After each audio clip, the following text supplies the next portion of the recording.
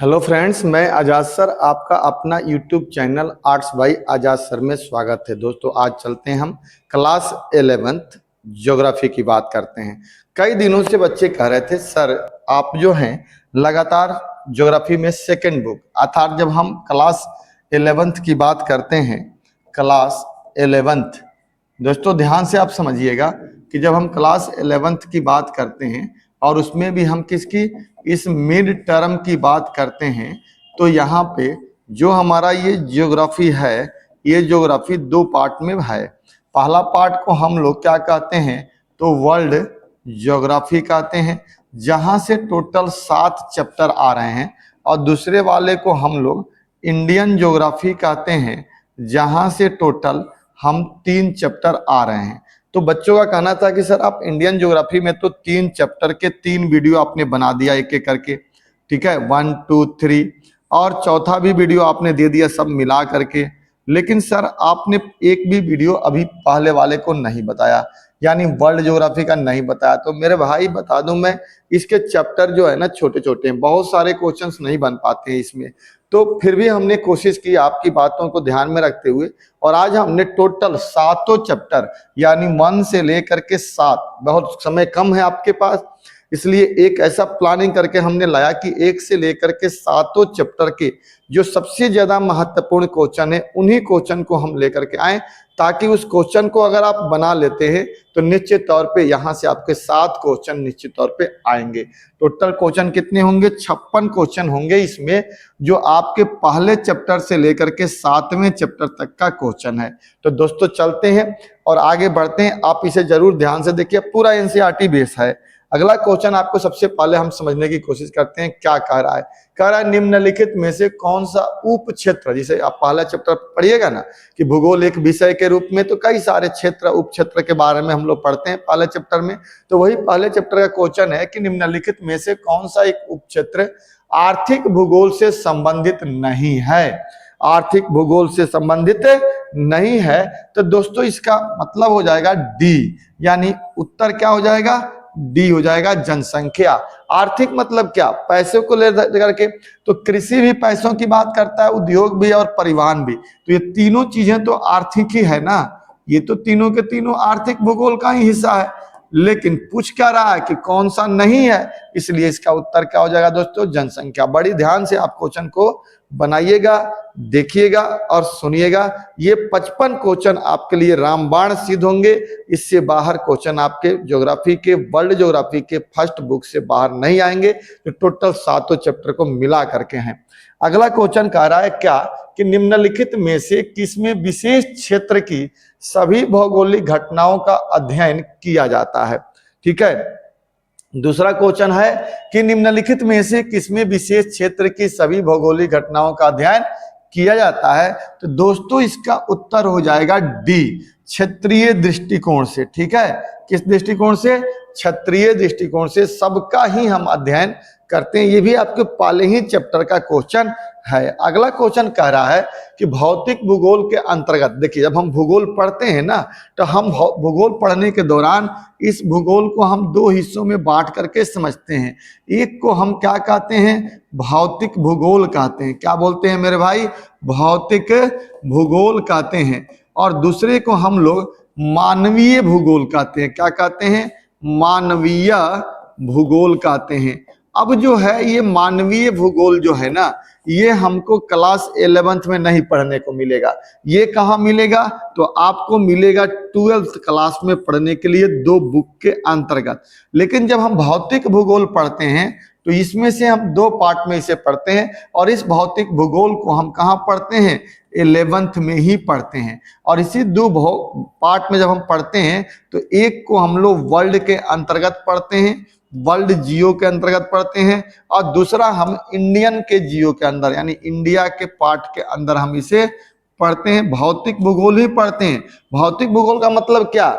यानी नदी, पर्वत, झील, पठार, स्थल मंडल, जल मंडल, वायुमंडल, पृथ्वी की उत्पत्ति, ज्वालामुखी, इन सब चीजों का जब हम अध्ययन करते हैं तो इसे हम लोग भौतिक भूगोल कहते हैं। लेकिन जब वही मानव द्वारा बनाई जाए चीजों को हम अध्ययन करते हैं, जैसे प्राथमिक क्रिया, द्वितीय क्रिया, तृतीय क्रिया, जनसंख्या, मानव विकास, या कृषि, इन सब चीजों की जब हम चर्चा करते हैं तो इसे मानवीय भूगोल कहते हैं, और ये मानवीय भूगोल आपको 12वीं में पढ़ने को मिलता है।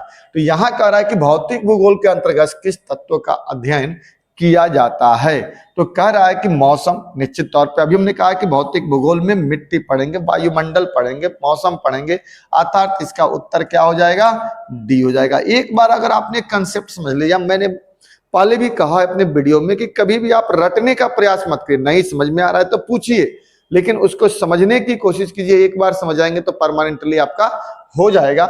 अब ऐसे आपने यहाँ पे समझ लिया कि भौतिक भूगोल क्या कहेंगे, तो उसी भौतिक भूगोल में मौसम हो, मिट्टी हो, वायुमंडल हो, जल मंडल हो, स्थल मंडल हो, पृथ्वी हो, उसका स्ट्रक्चर हो, पर्वत हो, पठार हो, नदी हो, झील हो, झरना हो, ज्वालामुखी हो, भूकंप हो, इन सारे चीजों का, प्लेटों की टकराहट हो, इन सब का अध्ययन हम कहाँ करते हैं, वर्ल्ड ज्योग्राफी में यानी भौतिक भूगोल में हम करते हैं। तो उत्तर क्या हो जाएगा, डी हो जाएगा। अगला क्वेश्चन कह रहा है कि डैश या मानव की आर्थिक क्रियाओं जैसे कृषि, उद्योग, पर्यटन, व्यापार और सेवाओं का अध्ययन है। भैया अब इसमें से कौन सा है जी जो क्या करता है, अध्ययन करता है? किसका अध्ययन करता है? तो कृषि का भी उसमें होता है, उसमें उद्योग का भी होता है, पर्यटन का भी होता है, व्यापार का भी होता है, सेवा का भी होता है। एक बार आप गौर से देखना मेरे भाई कि सारी चीजें ना अर्थ से जुड़ा हुआ है। तो जब ये सारी चीजें अर्थ से जुड़ा हुआ है तो निश्चित तौर पे हम इसको कहाँ अध्ययन करेंगे, आर्थिक भूगोल में करेंगे। पहला ही चैप्टर का ये क्वेश्चन है, कहाँ करेंगे हम इसे, आर्थिक भूगोल के अंतर्गत करेंगे। अगला क्वेश्चन क्या कह रहा है कि पर्यावरण भूगोल के लिए प्रमुख मुद्दा क्या है? पर्यावरण भूगोल के लिए प्रमुख मुद्दा क्या है, आप इसे समझ सकते हैं और आप इसे बताएंगे तो आपको पता चलेगा कि पर्यावरण की बात हो रही है, मुद्दे की बात हो रही है। क्या पर्यावरण में प्रदूषण आता है? बिल्कुल आता है। भूमि धारण आता है? बिल्कुल। पर्यावरण का संरक्षण भी बिल्कुल। जानवर तो नहीं आएंगे ना इसमें, जनसंख्या तो नहीं आएगी, आदिवासी वैज्ञानिक तो नहीं आएंगे, इसलिए इसका उत्तर क्या हो जाएगा मेरे भाई, बी हो जाएगा। अगर आप पहले बुक को ध्यान से समझते हैं ना तो उत्तर ज्यादातर उसके प्रश्न में ही छिपे रहते हैं, और ऐसे भी हम बार बार आपको बता चुके हैं कि जब क्वेश्चन समझ में ना आए तो उसे 2 बार 3 बार 4 बार पढ़िए, उसका उत्तर उसी में से निकल जाता है। अगला क्वेश्चन कह रहा है, अगला 6 नंबर क्वेश्चन की हम बात करते हैं। कह रहा है कि भू आकृति, उनके विकास एवं संबद्ध प्रक्रियाओं का अध्ययन है। हम लोग भू आकृति के बारे में पढ़ते हैं और भू आकृति का हम क्या करते हैं, अध्ययन भी करते हैं। अब कह रहा है कि भू आकृति, उनके विकास एवं संबंध क्रियाओं का अध्ययन है। किन के? जलवायु विज्ञान, जल विज्ञान, प्राणी विज्ञान या भू आकृति विज्ञान। अब जब हम भू आकृति की बात यहाँ कर ही रहे हैं तो निश्चित तौर पे इसका उत्तर क्या हो जाएगा, डी हो जाएगा, भू आकृतिक विज्ञान। कोई डाउट आपको, एकदम अच्छे से आपको क्लियर हो जाएगा सारी बातें। अगला कह रहा है क्या कि पार्थिव ग्रह चट्टान क्या है? ठीक है, पार्थिव ग्रह चट्टान, यानी जब हम ग्रहों की बात करते हैं मेरे मित्र तो इसमें 2 तरह के हम ग्रह पढ़ते हैं, एक आंतरिक ग्रह और एक बाह्य ग्रह। तो जो कुछ होते हैं, जैसे मान लीजिए वर्तमान में हमारे 8 ग्रह हैं, इसमें से 2 तरह के ग्रह हैं। कुछ ग्रह ऐसे हैं जो बहुत नजदीक हैं सूर्य के, जिसमें 4 आते हैं, इसको हम लोग आंतरिक ग्रह कहते हैं, आंतरिक ग्रह कहते हैं। और कुछ जो होते हैं 4 ऐसे होते हैं जो कि सूर्य से दूर होते हैं, तो इन्हें हम बाह्य ग्रंथ कहते हैं, बाह्य, बाह्य क्या बोलेंगे, ग्रह बोलेंगे। ठीक है, अब इसी के आधार पर ये क्वेश्चन कह रहा है कि पार्थिव ग्रह चट्टाने क्या होते हैं। तो देखिए, ये ग्रह छोटे भी होते हैं, पार्थिव जो नजदीक होते हैं, और सौर पवन के कारण वो हाइड्रोजन और हीलियम गैसों को रोक नहीं पाते हैं, इसलिए ये छोटे हो जाते हैं और जल्दी बन जाते हैं। इसलिए इसका उत्तर क्या हो जाएगा, ए और बी दोनों हो जाएगा। पढ़ाते वक्त भी मैंने अपने नोट्स में बहुत अच्छे से इसको समझा करके आपको बताया था, और यहाँ तक कि अभी बच्चों के यूनिट टेस्ट जो हुआ था उसमें भी टीचर ने इस क्वेश्चन को डाला था।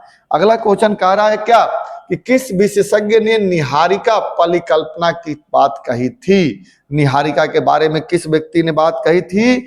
तो लाप्लास ने इसको बात कहा था, निहारिका, जब हम पृथ्वी की उत्पत्ति की बात करते थे। अगला क्वेश्चन कह रहा है कि वर्तमान में ब्रह्मांड की उत्पत्ति के संबंध में कौन सा सिद्धांत सबसे अधिक व्यापक रूप से स्वीकार्य है? तो सबसे अधिक और व्यापक रूप से लोगों के बीच में जो मान्यता प्राप्त है वो आपका कौन सा है? बी है, बिग बैंग थ्योरी। कौन सा है? जो बिग बैंग थ्योरी है और यही मान्यता सबसे ज्यादा लोगों को प्राप्त है। ये भी आपका क्वेश्चन है, बहुत इंपॉर्टेंट क्वेश्चन है ये।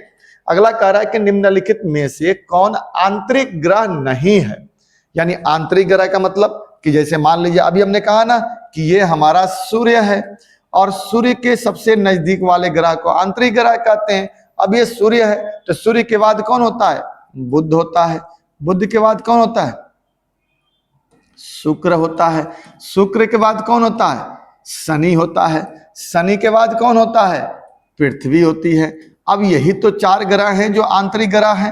अब इसमें आप देख लीजिए, क्या बुध है, बिल्कुल। शुक्र है, बिल्कुल। पृथ्वी है, बिल्कुल। अगर आपने कंसेप्ट समझ लिया कि बुध भी है, शुक्र भी है, शनि भी है और पृथ्वी भी है और शुरू के 4 ग्रह को ही आंतरिक ग्रह कहते हैं, इसका मतलब कि बृहस्पति नहीं है, तो इसका उत्तर क्या हो जाएगा, बृहस्पति हो जाएगा। जो ये पूछ रहा है कि कौन नहीं है। अगला क्वेश्चन क्या कह रहा है मेरे भाई कि ब्रह्मांड के विस्तार का मतलब क्या है। क्या ब्रह्मांड आज भी बढ़ रहा है, बिल्कुल विस्तार इसमें हो रहा है।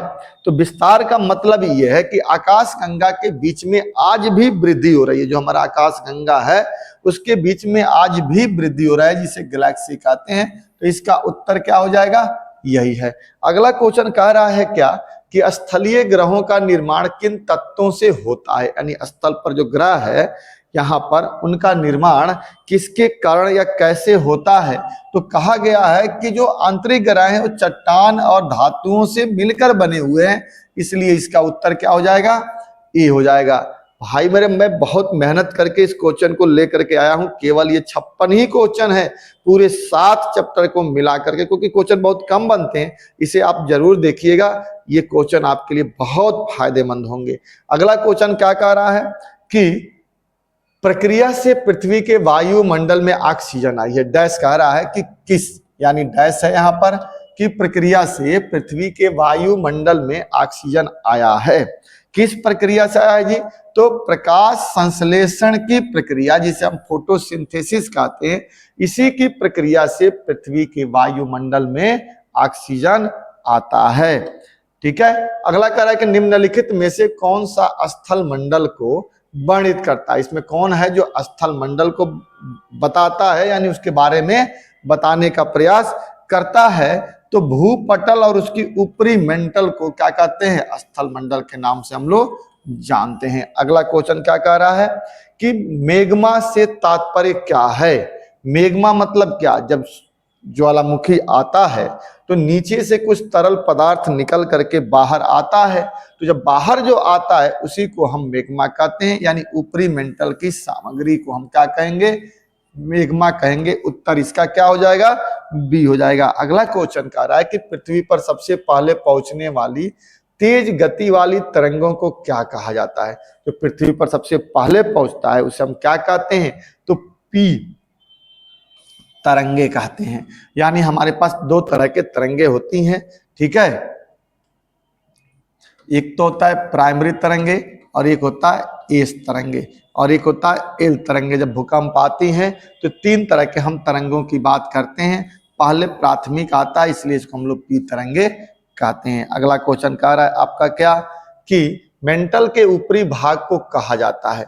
मेंटल के ऊपरी भाग को क्या कहते हैं, तो एथोस्फेयर कहते हैं। ठीक है, दुर्बलता मंडल कहते हैं। अगला क्वेश्चन कह रहा है कि मेंटल की अनुमानित गहराई कितनी मानी जाती है। यानी इसको आप ऐसे समझ सकते हैं कि जब हम ये समझने की कोशिश करते हैं कि ये हमारे पृथ्वी की संरचना है, जो हम गहराई तक पहुंचते हैं, इसे हम 1, 2 और 3 में सबसे निचले वाले को हम कोड कहते हैं, बीच वाले को मेंटल और ऊपर वाले को क्रस्ट कहते हैं। अब यही पूछ रहा है कि मेंटल जो है ये बीच में, इसकी गहराई कितनी है। तो इसकी गहराई जो है वो 2900 किलोमीटर है। कितना है जी, 2900 किलोमीटर है। अगला क्वेश्चन कह रहा है क्या, कोड किस धातु से बना है। कोड यानी सबसे अभी बताया ना हमने कि जो सबसे निचला वाला हिस्सा है इसको कोड कहते हैं। यहाँ पे कौन से धातु होता है जी, तो कोड में सबसे ज्यादा धातु कौन है, निकिल और लोहा पाया जाते हैं। ये तो बहुत ही महत्वपूर्ण क्वेश्चन है, ये तो कंपटीशन में भी आपको क्वेश्चन पूछा जाता है। अगला क्वेश्चन कह रहा है क्या 20 नंबर क्वेश्चन कि निम्नलिखित में से पृथ्वी के किस भाग में घनत्व सर्वाधिक होता है। किस भाग में? तो आंतरिक कोड में सबसे ज्यादा क्या होता है? घनत्व होता है। अगला क्वेश्चन कह रहा है कि कौन सी तरंगे तरल पदार्थों से नहीं गुजर सकती है? प्राथमिक, द्वितीय, तृतीय, प्राथमिक, द्वितीय या धरातलीय, तीन तो होती हैं। कौन सी नहीं गुजरती है? तो द्वितीय तरंगे होती है जो नहीं गुजरती है, जिसे हम लोग एस तरंगे भी कहते हैं। ये क्या होता है? ये आपको तरल पदार्थ से नहीं गुजरता है, केवल ठोस में होता है। जबकि प्राथमिक तरंगे जो होती है, पी तरंगे, ये तीनों ही अवस्था से गुजरती है, ठोस, द्रव और गैस। अगला क्वेश्चन क्या कह रहा है कि भूपटल और मेंटल के ऊपरी हिस्से को क्या कहा जाता है? भूपट्टी और मेंटल के ऊपरी हिस्से को क्या कहता है? तो इसको हम लोग दोस्तों क्या बोलते हैं? लिथोस्फीयर कहते हैं। क्या कहते हैं हम इसे? लिथोस्फीयर कहते हैं। अगला क्वेश्चन कह रहा है कि निम्नलिखित में से कौन सा शब्द ध्रुवीय पलायन बल से संबंधित है? ध्रुवीय पलायन बल से पृथ्वी की घूर्णन गति को हम लोग ध्रुवीय पलायन बल कहते हैं। अगला क्वेश्चन कह रहा है कि प्लेट टेक्टोनिक सिद्धांत के सिद्धांतकार कौन थे? यानी किसने प्लेट टेक्टोनिक सिद्धांत यानी विवर्तनिकी का सिद्धांत दिया था? तो वो देने वाले व्यक्ति कौन थे?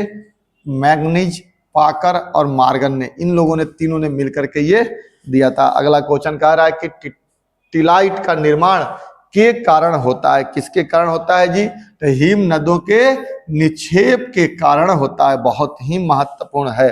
अगला कह रहा है कि प्रशांत महासागर क्षेत्र को कहा जाता है? प्रशांत महासागर को किस क्षेत्र के नाम से जाना जाता है? तो रिंग ऑफ फायर के नाम से जाना जाता है। और ये क्वेश्चन तो आपको मैप में भी पूछा जाता है कि रिंग ऑफ फायर के जगह कौन है? तो प्रशांत महासागर है, जहां पे रिंग ऑफ फायर पाया जाता है। अगला क्वेश्चन कहते हैं कि किस विधि द्वारा महासागरों में विभिन्न महाद्वीपों में चट्टान के निर्माण को संबद्ध बनाने की सुविधा हुई थी? तो इसको हम लोग, ठीक है, रेडियोमेट्रिक डेटिंग कोड के तरीके से इसको अपनाया गया था। ठीक है, इसका उत्तर क्या हो जाएगा? ए हो जाएगा। अगला कह रहा है कि समुद्र तेल को कितने खंडों में विभाजित किया जा सकता है जो गहराई के साथ साथ दाल के रूपों पर भी आधारित होती है? दोस्तों इसका उत्तर 3 हो जाएगा, यानी ए है। ठीक है, आगे चलते हैं। अगला कह रहा है कि हिमालय पर्वतों के साथ भारतीय प्लेट की सीमा किस तरह की प्लेट की सीमा है? यानी हिमालय की प्लेट और भारत की प्लेट की सीमा को हम लोग किस तरह की सीमा से मानते हैं? तो महाद्वीपीय अभिसरण कहते हैं। ठीक है, डी इसका उत्तर हो जाएगा। अगला क्वेश्चन कह रहा है कि अल्फ्रेड वेगनर ने पानी से घिरे एक बड़े महाद्वीप को क्या नाम दिया था? महाद्वीप को क्या नाम दिया था? तो उसने इसे पेंजिया कह करके पुकारा था, और चारों तरफ जो पानी था उसे पैंथालासा कह करके कहा था। अगला कह रहा है कि निम्नलिखित में से कौन सी एक छोटी प्लेट नहीं है? इसमें से कौन सी है तो छोटी प्लेट नहीं है? तो ये है अंटार्कटिका। ये बड़ी प्लेट है, छोटी प्लेट नहीं है। अगला कह रहा है क्या आंतरिक बलों द्वारा किस तरह के बदलाव लाए जाते हैं? आंतरिक बलों के द्वारा कौन सा बदलाव होता है? तो यह नए भू आकृति को जन्म देता है। आंतरिक क्या करता है? बल काम करता है। मैंने पीछे पढ़ा रखा है कि 2 तरह के बल होते हैं, एक बाह्य बल काम करता है, एक आंतरिक बल काम करता है। आंतरिक बल पृथ्वी के नीचे काम करता है जब प्लेटें टकराती है तब, और बाह्य बल ऊपर में सूरज के बल से काम करता है, जो क्या करता है? बराबर करने का काम करता है। अगला कह रहा है कि पृथ्वी के धरातल के समतल होने का क्या कारण है? गुरुत्वाकर्षण बल का कारण है। ठीक है, क्या कह रहा है? ये कह रहा है पृथ्वी के धरातल के समतल होने का क्या कारण है? तो अंतर्जनित और बहिर्जनित बल का होना। यानी अंतर्जनित बल लगता है तो ये ऊपर उठता है, ऐसे उठता है। बाह्यजनित बल लगता है तो इसको ऊपर से बराबर करता है, तो फिर ये समतल हो जाता है। इसी बलों के ऊपर में ऐसा प्रक्रिया होते रहता है। इसका उत्तर आपका सी हो जाएगा। अगला क्वेश्चन कह रहा है कि मृदा से संबंधित अध्ययन के लिए विज्ञान को क्या कहते हैं? तो इसको हम लोग पेडोलॉजी कहते हैं। पेडोलॉजी कहती है। तो बहुत ही महत्वपूर्ण क्वेश्चन है। अगला कह रहा है कि निम्नलिखित में से अपक्षय का एक रूप क्या है? अपक्षय का, ये आपको 5वां चैप्टर है भाई मेरे। अपक्षय का एक रूप क्या है?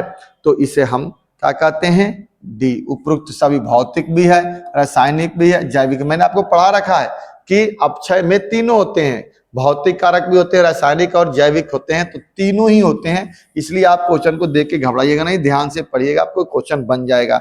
अगला क्वेश्चन कह रहा है कि चट्टानों में से पानी गुजरने की क्षमता को कहा जाता है। चट्टानों के बीच से अगर पानी गुजर जाए तो उसको हम क्या कहेंगे? पारगम्यता कहते हैं। ठीक है, क्या बोलते हैं? पारगम्यता कहते हैं। अगला क्वेश्चन कह रहा है कि वह कौन सा बल है जो लगातार पृथ्वी की सतह के कुछ हिस्सों को ऊपर उठाते रहता है? तो वो ऊपर उठाने की प्रक्रिया को हम लोग बहिर्जनित बल कहते हैं। अगला कह रहा है क्या कि ठंड और गलन के चक्र के दौरान छिद्रों के भीतर बर्फ के बढ़ने और चट्टानों की दरार के कारण किस प्रकार का अपक्षय होता है? तो इसको हम लोग क्या कहेंगे दोस्तों? इसको हम लोग तुषार अपक्षय कहते हैं। टूट जाता है ना, जैसे मान लीजिए कि यह दरार, यहाँ पे बीच में पानी लग गया और ये जम गया। जमने के बाद आपको पता है कि पानी जब जम जाता है तो उसका आयतन बढ़ जाता है, तो ये क्या हो जाएगा? धीरे से ये फट जाएगा। और इस तरह से 2 बार 3 बार प्रक्रिया होगी और ये फट जाता है। इसी विधि को हम क्या कहते हैं? तुषार या हिमनद विधि कहते हैं। अगला कह रहा है कि निम्नलिखित में से कौन अंतर्जनित बलों का एक उदाहरण है? तो ज्वालामुखी अंतर्जनित बल का ही उदाहरण है। अगला क्वेश्चन है मेरे भाई, अपक्षय के लिए महत्वपूर्ण प्रक्रिया क्या है? अपक्षय जो होता है यानी जो कटाव होता है मिट्टी के, इसकी महत्वपूर्ण प्रक्रिया क्या है? तो इसके लिए मिट्टी का निर्माण हो जाता है। जब अपक्षय होगा तो मिट्टी का निर्माण होगा। अभी हमने पिछले ही क्लास में आप लोगों को ये सारा का सारा चैप्टर पढ़ा रखा है। अगला क्वेश्चन है कि ऑक्सीकरण होता है जहां वायुमंडल और ऑक्सीजन मुक्त जल तक पहुंच जाता है। इसी को ऑक्सीकरण भी क्या है? एक तरह की प्रक्रिया है। कैसी? रासायनिक प्रक्रिया है।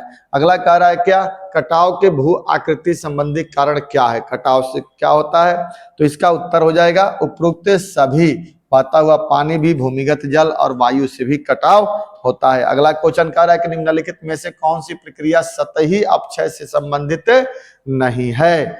तो इसका उत्तर कार्बोनेशन हो जाएगा, जो हम लोग कल रसायन में इसको पढ़ रहे थे। अगला क्वेश्चन कह रहा है कि निम्न में से कौन सा कारक मृदा निर्माण से संबंधित नहीं है, जो मिट्टी के बनाने में इसका योगदान नहीं है? ठीक है, तो इसका उत्तर हो जाएगा डी, अपसतकन। ठीक है, अगला क्वेश्चन क्या कह रहा है?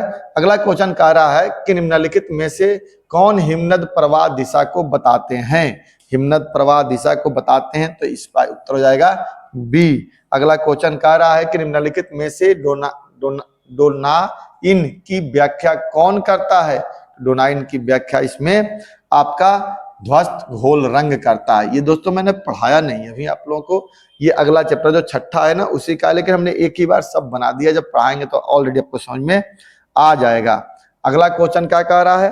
अगला क्वेश्चन कह रहा है कि निम्नलिखित में से कौन घाटी का प्रकार नहीं है? यानी घाटी का प्रकार कौन सा इसमें नहीं है? तो क्षिप्रिका नहीं है। इसको मैं जिस दिन पढ़ाऊंगा इसको बहुत अच्छी तरह से समझाऊंगा डायग्राम सहित, आपका आ जाएगा। लेकिन मैंने एक ही साथ सारा एमसीक्यू करा दिया, इसे रट लीजिएगा।